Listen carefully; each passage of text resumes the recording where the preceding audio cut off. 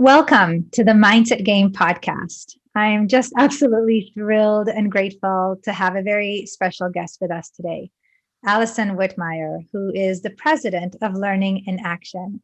It is a company that's committed to revealing derailing blind spots and creating awareness resulting in breakthroughs. Alison is an authority in the field of emotional and relational intelligence, which focuses on our innate capacity to be in relationship with others, even in times of conflict.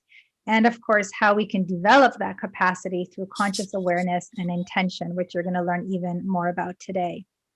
Alison is a professional certified coach, Master EQ Practitioner, certified narrative coach, with thousands of hours of experience coaching CEOs and business owners.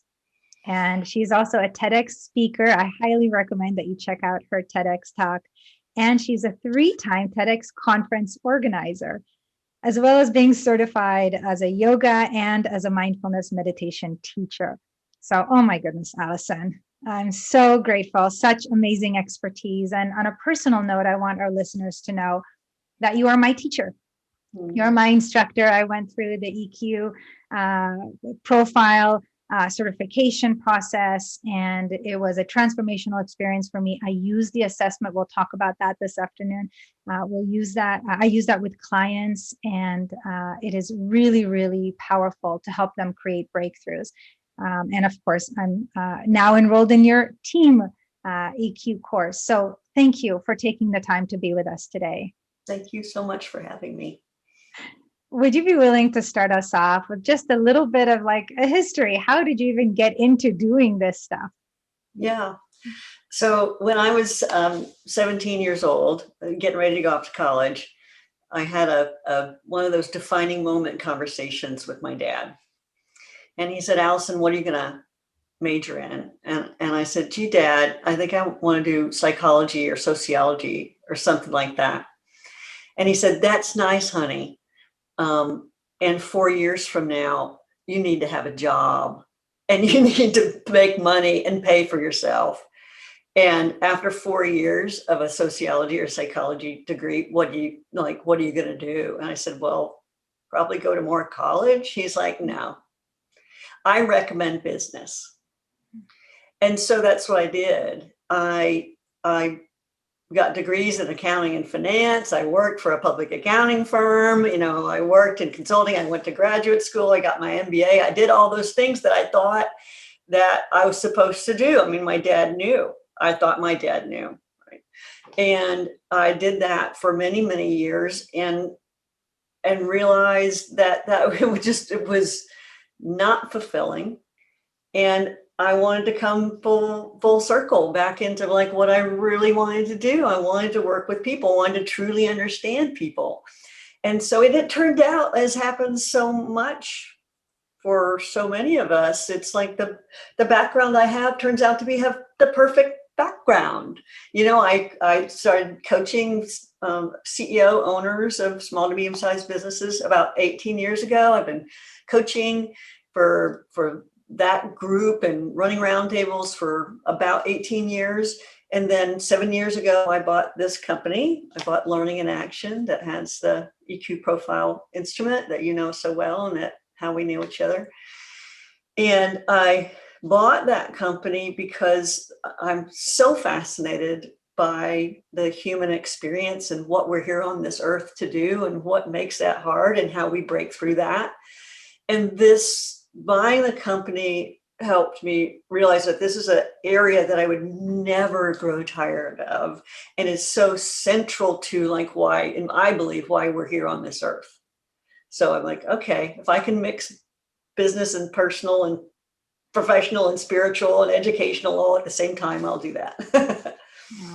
That is so cool. Thank you for sharing that. And it kind of brought up for myself a memory that I too kind of wanted psychology. My dad said engineering, and that's the route I went. And then of course, kind of like you, and I forgot that until you mentioned that. So thank you. So would you be willing to share, because I'm curious, what is that bigger purpose do you believe that we're all here for? Yeah.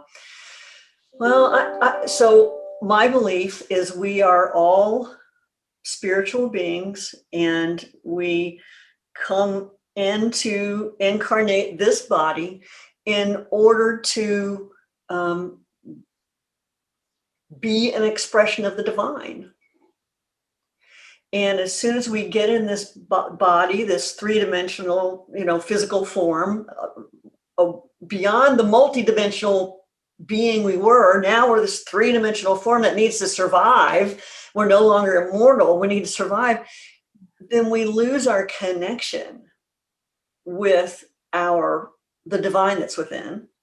And in the ways in which, it turns out, the ways in which we lose our connection with the divine within are also the ways in which we lose our connection with each other. And so I believe that's the purpose of this life, is for us to return to the divine that we are and being a unique expression of the divine. Well, I share in that purpose. And I'm grateful that you articulated that so clearly, so well. And we also now have, research from HeartMath and other research organizations around the power of emotion and feeling that love for ourselves and for others. And, when I introduced your company, I said, that your company is committed to revealing those derailing blind spots. And I'm curious, how do those blind spots kind of relate to what you've just shared? Yeah. So we come into this world and we have to survive. And the way we learn to survive is in relationship with other people, right? Like we, as a species, take longer to develop than any other species. And all that time in which we're so dependent on other people for our very survival, we're learning who we are. We're learning who others are. We're learning what the world is and how it works.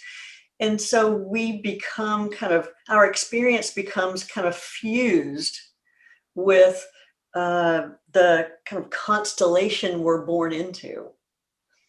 And so that fusing, that conflagration of our experience of the world just being our tiny experience, right, is where our blind spots come from. We are so shaped by the people around us in ways we don't know. And it happened at a time for which we have no memory. And so we relate to ourselves and others in a way that often doesn't serve us. It helped us to survive as a child. Now it doesn't serve us very well at all, only we're not aware of that. And so that's what we're committed to revealing, are the ways in which we have, shaped ourselves to fit this world in ways that we really don't know and can't see.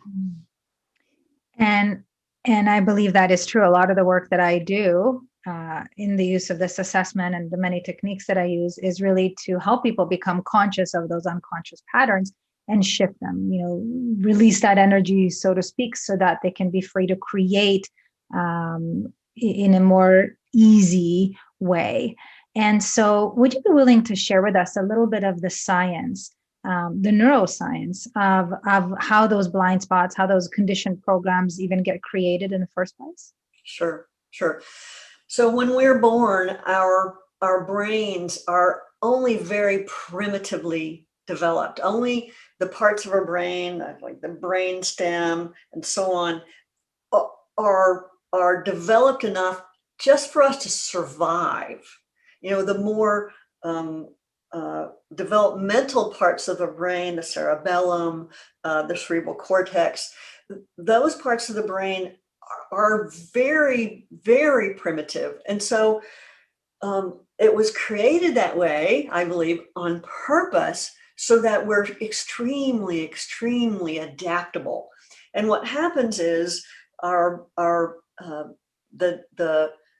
architecture of our brains are designed, but how those brains actually form is completely unique to ourselves and our experience and our environment.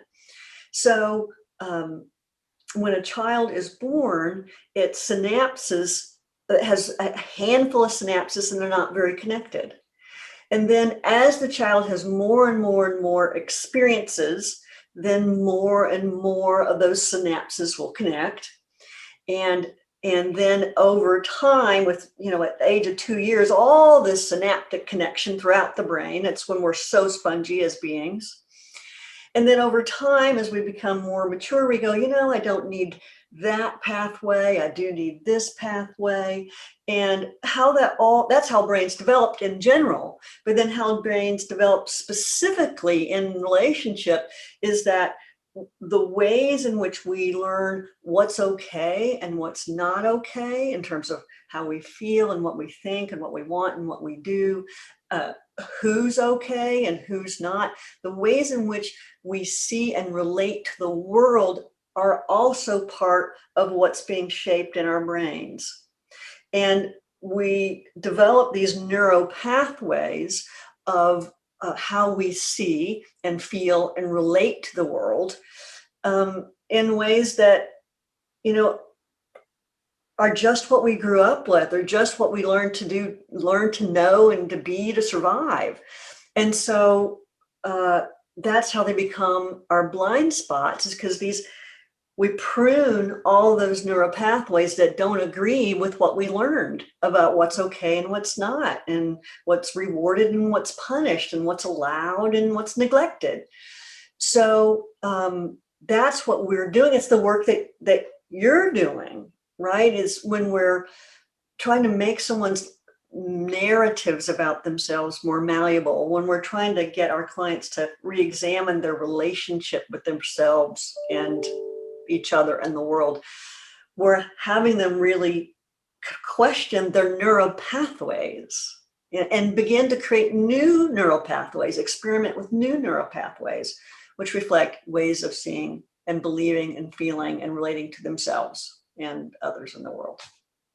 You explained that so clearly. And I bet some people listening are just craving an example right now. If you can think of one to kind of share, whether it's real or imaginary, how does this work? Yeah. So there's a woman who was born, and when she was in utero, her mother had a child die. So she's in her mom's belly, and her mom has had this life-altering, like, disaster, like every mother's nightmare thing happen. And she is born into that environment. And so as a child, without even knowing it, like, she's born into this deeply depressed household. And so she learns to be the happy one. She learns to be the positive one. She learns to focus on everyone else and make sure they're okay. So, and she's rewarded for that. Like, obviously not, here's a piece of candy, but like, it is such a relief to those around her that she is not going to add to the misery. She's not going to add to the pain. So that was literally wired into her brain to focus outside of herself, that actually what was outside of herself was more important than what was inside of herself. That to focus on the positive, to dial down distressing feelings and amp up the positive ones.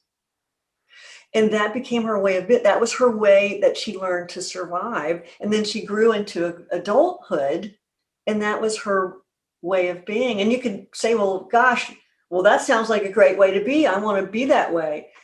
And the downside of that is it's very challenging to be in intimate relationships when it doesn't come from here, when I can't access me, and I can't access not just the positive, but the distressing.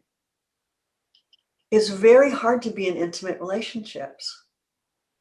And so that's the challenge that brought her to this work, and that she can bring into it for herself going forward. Is so now the work for her is, now that she knows this about herself, and of course it was revealed by her EQ profile, she can know that, I need to be with my distressing feelings, because that's how I'll connect with other people and myself. I need to turn toward myself and say, what do I want? What do I think? What do I feel? Because the quality of my relationship is going to be directly related to how much of me is in it. Yeah. Wow. Well, that's an amazing example. And I imagine that some people listening can really resonate with that they were kind of conditioned to be the positive, happy one. And at some point, they themselves feel depleted, or like you said, may not be able to connect in that more vulnerable, kind of intimate way with others. And I know from using the EQ profile with clients that sometimes it's the polar opposite, where, we've been conditioned to focus inward and kind of more negatively, looking at the world through that more negative lens. Would you be willing to share an example of that and how that might impact somebody's work or personal life? Yeah. So the other way is, let's say we're born into a household where we've got parents, maybe we're the oldest child, of very, very high standards, very, very high expectations. And they don't intend to be critical, they intend to be helpful. And as most parents intend to be, most parents' intentions are very positive. They're doing the best they can. And yet they correct, they measure, they assess in order to help us. Well, how that can be experienced internally is a lot of criticism, a lot of ways I need to change to be okay, which, by the way, I'm trying to help you be okay, because like I come into this world okay already. I change myself because you seem uncomfortable with me. So I'll change me. And the way I change me is I begin to internalize the critical voice. And the way I internalize that critical voice is through shame. And so how that can come into the world is like, okay, whatever's gone wrong, it's my responsibility and it's my fault. And I need to figure it out. And I can, and by the way, like, our relationship is really, really important, and I need to get these things right. And so I will say yes to everything that you ask me to do, and then some. If I see someone else is about to let a ball drop, I'll catch it. Just so like there's no criticism of any kind, or I'll criticize myself first so that nobody else does. So we learn that as a way of being. And then when we see that reflected in our EQ profile, we can go, yeah, I've felt that voice of shame my entire life, that voice of guilt, that inner critic my entire life. And yes, I'm exhausted from taking on all the stuff that's mine and a whole bunch of stuff that's other people's too. And so what we work with people with that kind of profile is to say, like, let's talk about what a healthy boundary would look like between you and work, or you and other people. And of course, it won't feel healthy at all. It won't feel right at all. And that's what I know you're aware of this, like rewiring our neural pathways will feel wrong. It just will, because it's not what we know. It's like, if you can imagine this beautiful, pristine, snow covered mountain, and then there's just one set of tracks of skis going down, right? If there's another set of tracks, another skier going down, the easiest thing to do is going to go on exactly those tracks. So that's how our brains are. And it's going to be uncomfortable to get outside of those neural pathways, to blaze a new trail on those skis. And because it feels uncomfortable, it can feel wrong, right? And that's where we have to stay the course. So in the example, when the person is used to doing all of theirs and someone else's, we could say, oh, what would drawing a healthy boundary look like? What is your responsibility, and where does your responsibility end? Right. And sometimes those kinds of conversations can help people recognize that they've been writing a blank check to the people in their lives, to work in their lives, and that ends up having unhealthy consequences for not just them, but for others who are enabled by it.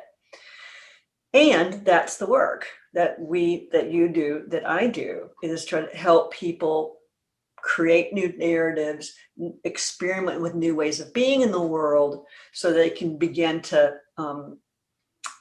build new neural pathways and get some repetition so that they can create new aware choices for their lives.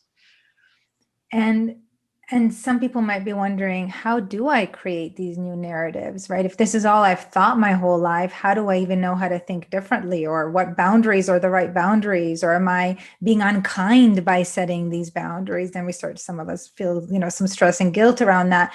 So what might you say to somebody who's like, okay, I'm ready. I'm ready to make some change in my life. How do I start? Yeah, well, it starts by becoming aware of your blind spots. And that is what coaches like you engage clients to do. Like, whether a coaching client realizes it or not, they are giving their coach permission to help them see what they can't see about themselves. And so one of the first steps is to engage a coach, to engage someone, a therapist, to engage someone to help you see what you can't see about yourself, whether it's through, there's so many different instruments.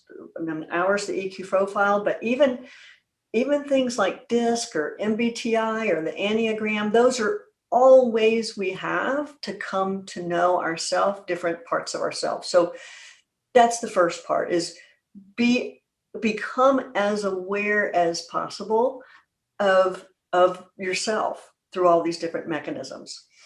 The second is, like, once you then know, like, what your blind spots are, what the patterns are, then it's like, what is the digestive enzyme that allows me to begin to ease those patterns, ease those neurological wiring, to begin to create new ones. Well, it starts with an awareness. That with awareness, we're no longer enslaved by those patterns. We can live at choice and select the life we want. So once we have an awareness of what our default is, then it's about, well, how do we want to be? Who do we want to be? What is our dream? What do we want for ourselves in this world? And having our eye on that prize of what we want this life for us to amount to. And then there's a whole bunch of different modalities for then beginning to dissolve those patterns, as they say in Sanskrit, the samskara of our lives. So meditation is a wonderful modality for that.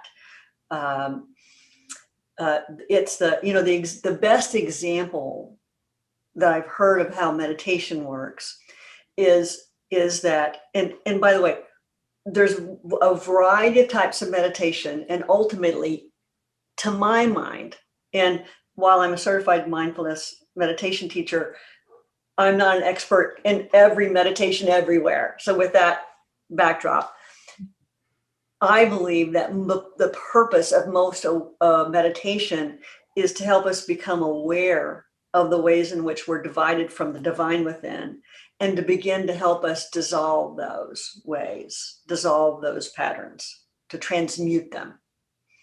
And so the way meditation works is people get so frustrated with meditation. It's like, I'm just sitting there, nothing's happening. And I heard it explained this way, the way in India, the way they used to dye cloth, and I don't know if they do this still, through a color fasting process, was they take the cloth and they put it in the dye, they'd get it as saturated as they could, and they'd put it out in the sun, and it would fade. And then they'd put it back in the dye and let it soak up more, and then put it out in the sun, and it'd fade. And they do this process over and over and over and over and over and over again until the color is fasted to the cloth. That's how meditation is. we're in it, and it does a little bit, releases some of the samskara, helps us become aware of some of it, and then we do it again, and we do it again, and we do it again, and it builds on itself. So meditation is an extremely important process. Therapy is great for some people as well as an alternative modality, and there's all different types of therapy. I am in love with internal family systems therapy, which you can Google, and that is just brilliant for bringing all parts of ourselves to the table and integrating all the parts of ourselves. And then finally, plant medicine. The work that's happening now, above ground and underground, with MDMA, with psilocybin, with ayahuasca, those kind of modalities are extraordinarily healing in being able to, integrate the parts of the brain that are not integrating, to begin to dissolve those neuropathways that aren't serving us very well, and release us and reconnect us to the divine. Wow. So thank you. You've shared a lot there. And, the last one that you mentioned, I don't really know much about. So I'm curious and excited to explore that even more. And I know from your TED Talk that one of the ways, in addition to, as you said, many assessments, working with a coach or a therapist or another professional, or even just a good friend, to uncover some of those blind spots, is feedback. I know in your TED Talk, you spoke a lot about feedback. Would you be willing to share a little bit about that? Because I think a lot of us have received feedback and might not have quite gotten the gift. What can you say about that? Yeah, feedback is an extraordinarily important aspect of, showing up in this life, because part of, even if we think we're like completely awesome, like part of what we're here to do is actually connect, be part of the one. And if we're rubbing everybody the wrong way and don't know it, then something's not right with the world. And so getting feedback on how we are relating, and if we're leading, how we are leading, ends up being extraordinarily important. And it doesn't have to be, I used to collect feedback in a super simple way, and which is like, what's one thing you'd like to stop? What's one thing you'd like to start? What's one thing you'd like to continue? What's one piece of advice? And even that alone, when compiled, gave people like the gift of seeing themselves through others' eyes. And we also have to recognize that a certain amount of every message is about the messenger, and that's okay too. And someone once told me, you hear out there, don't take anything personally. And I'm not sure that I can subscribe to that. Don't take anything personally. I'm sure that they mean something like don't let it get to your small ego. I don't know, but I like what another teacher of mine once said is take 1%. Just consider just taking 1% and start there, because then it allows the possibility that perhaps that this is something true about me that is not maybe working for me or serving what I intend in my life, what I want from my life. Yeah, thank you for sharing that. I love that. Just 1%. And even just the 1% presupposes that we were at cause to some degree of that effect in our life. And I agree with you that taking that responsibility to say, I might not know what I did, how I did it, when I did it, but I accept that there's something consciously or unconsciously that I did and that created this result or people's response. And one of the things that I love about the EQ profile, is that it really helps people to understand how they are being, under stress, in relationship, and And so would you be willing to share a little bit about that? Like what can people expect? What are some of those programs that might be uncovered? How will they benefit from that? Yeah, so we have an instrument called the EQ profile. And what it does is it measures our internal experience under stress in the moment. So what it really captures is a snapshot of what we call our trigger response.